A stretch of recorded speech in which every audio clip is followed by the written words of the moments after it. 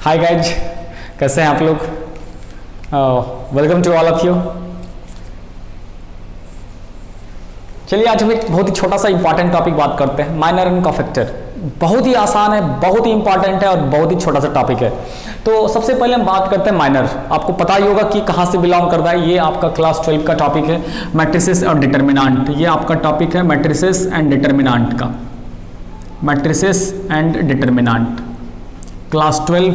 तो वहाँ पर एक बहुत ही इंपॉर्टेंट टॉपिक आता है माइनर एंड कोफैक्टर। ये दो इंपॉर्टेंट टॉपिक है, इसके बारे में आज हम बात करने जा रहे हैं। तो बिल्कुल छोटा सा चीज़ है ये। माइनर क्या है? तो जिस भी एलिमेंट का आप माइनर निकालना चाहते हैं उसके रो और कॉलम को डिलीट कर दीजिए, जो बचा वही माइनर हो गया। Very simple. Minor of an element Aij is denoted by Mij। सबसे पहले यदि आप कहीं पर लिखा हुआ मिल जाता है आपको M11, आपको तुरंत समझ जाना है, अच्छा फर्स्ट एलिमेंट का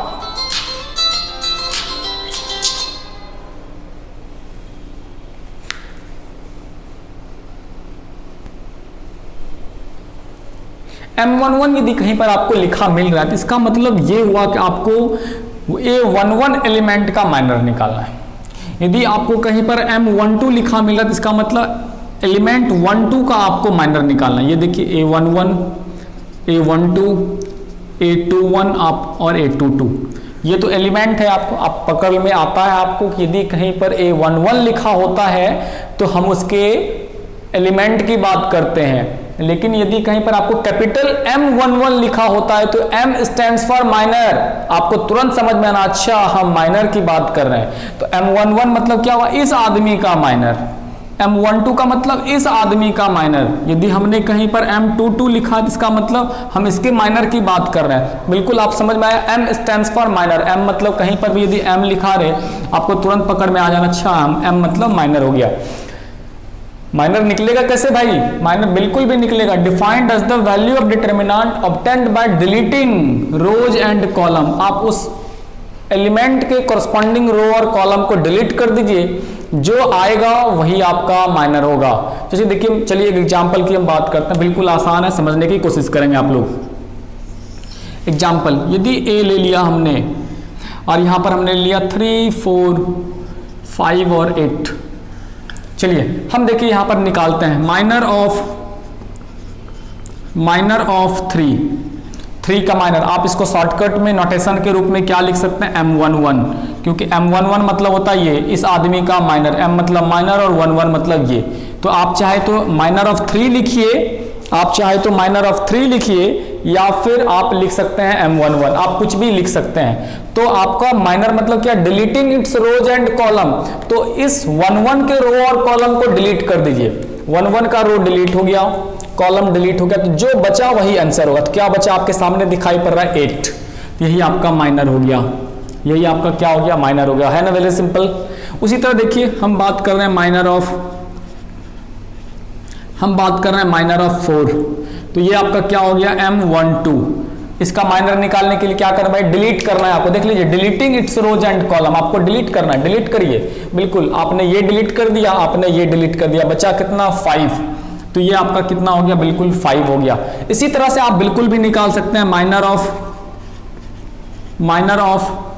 5 निकाल सकते हैं। माइनर ऑफ 5 मतलब M21। देखिए 5 का माइनर निकालने के लिए क्या करेंगे? इसका ये डिलीट करेंगे, इसका ये डिलीट करेंगे, क्या बचेगा आपके सामने? 4। तो कहीं ना कहीं आपके सामने ये 4 आंसर हो जाएगा। इस तरह से ये आपका क्या हो गया? ये आपका माइनर हो गया। तो जिस भी एलिमेंट का आपको माइनर निकालना है उसके रो और कॉलम को आप डिलीट कर दीजिए, जो बचेगा वही आपका माइनर होगा। चलिए एक 3x3 का एग्जाम्पल लेते हैं और क्लियर करने की कोशिश करते हैं इसको। ठीक है, चलिए देखिए हम एक एग्जाम्पल ले रहे हैं यहाँ पर। A equal to 3, 5, 1, 0, 2, 4, 3, 9, 6। ये आपका है। चलिए हम यहां पर क्या करते हैं? माइनर ऑफ 3 निकालते हैं। चलिए माइनर ऑफ 3, आप इसको शॉर्ट में ऐसे लिख सकते हैं M11, यदि आपके सामने कोई M11 भी लिख रहा है तो आपको तुरंत समझ जाना just we are talking about minor of 3, हम 3 के माइनर की बात कर रहे हैं। तो माइनर निकालने के लिए क्या होना है, आपको क्या करना है डिलीट करना है इसके रो और कॉलम को। देखिए 3 के रो को डिलीट कर देते हैं हम, डिलीट क्या बचा, तो जो बचा उसको लिखना है आपको। बचा आपको डिटर्मिनेंट के रूप में 2 4 9 और ये आपका 6, और आपको तो 2/2 का वैल्यू निकालने बहुत ही अच्छे से आता है। आप क्रॉस मल्टीप्लाई कर दें, 6 × 2 12 और 9 × 4 36 -24 आंसर हो गया। तो इस तरीके से आप किसी भी एलिमेंट का माइनर निकालना चाहते हैं, सपोज कर लीजिए आप इस 6 का माइनर निकालना चाहते हैं, तो इस 6 का माइनर निकालना चाहते हैं तो आप क्या करेंगे, इसके रो और कॉलम को डिलीट कर दीजिए। तो ये डिलीट क्या बचा, 3 5 0 2, वैल्यू निकाल सकते हैं 3 × 2 6 5 × 0, तो कितना हो गया इसका माइनर, 6 का माइनर 6 ही हो गया। तो जिस भी एलिमेंट का आप माइनर निकालना चाहते हैं उसके रो और कॉलम को डिलीट कर दीजिए, वो आपका क्या हो जाएगा, माइनर आ जाएगा। Very simple, clear, okay. चलिए हम दूसरा टॉपिक स्टार्ट कर रहे हैं, इसमें से समझने की कोशिश करेंगे भाई ये कोफैक्टर क्या है, ये कोफैक्टर किस चिड़िया का नाम है। चलिए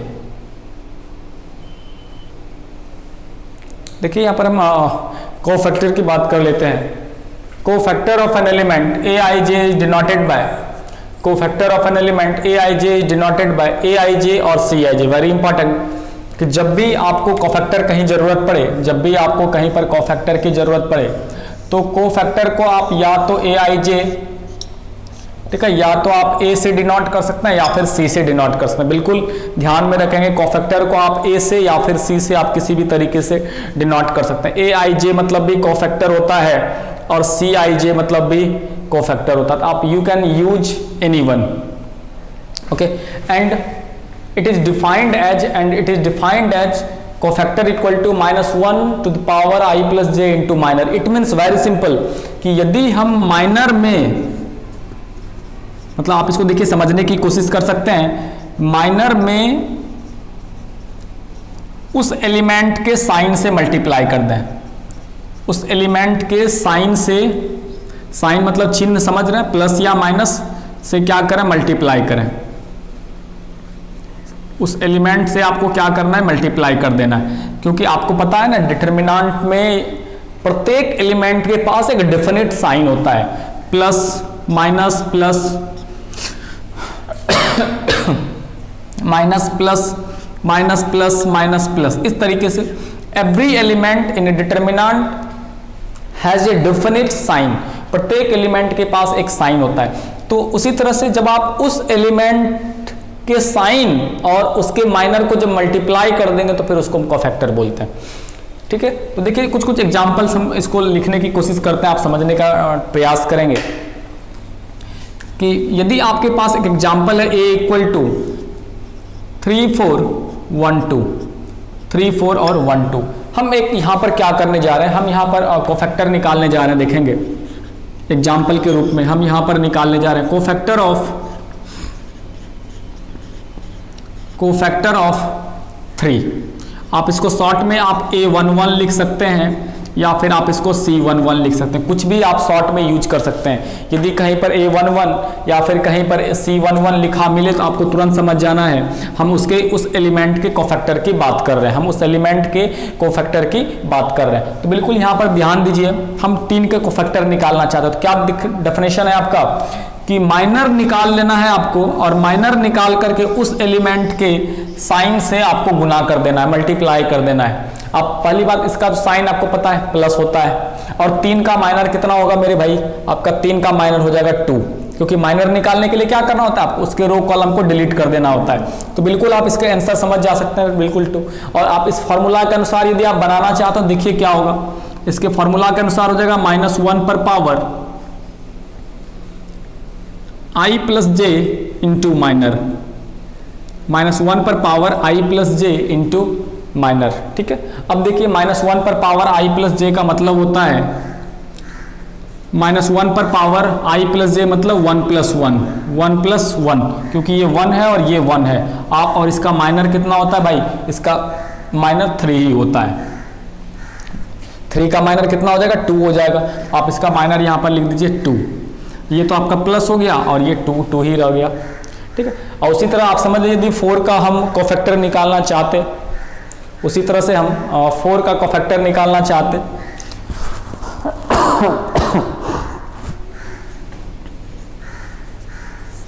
फोर का कोफैक्टर निकालना चाहते,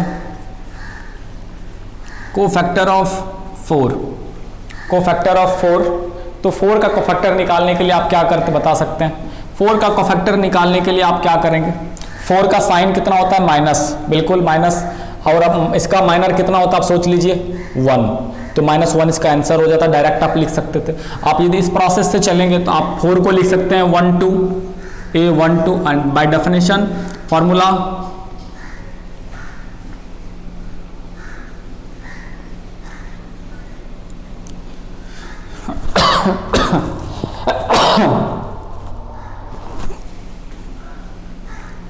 -1 3 और M1 3 का मतलब 1 2 का मतलब 1, और देखिए -1 पर पावर 3 तो माइनस हो जाता है, तो फिर कहीं ना कहीं आपका आंसर कितना हो गया -1। तो बिल्कुल ध्यान में रखेंगे, माइनर मतलब कुछ नहीं करना होगा, बस उसके रो कॉलम को डिलीट करके वैल्यू निकाल लें।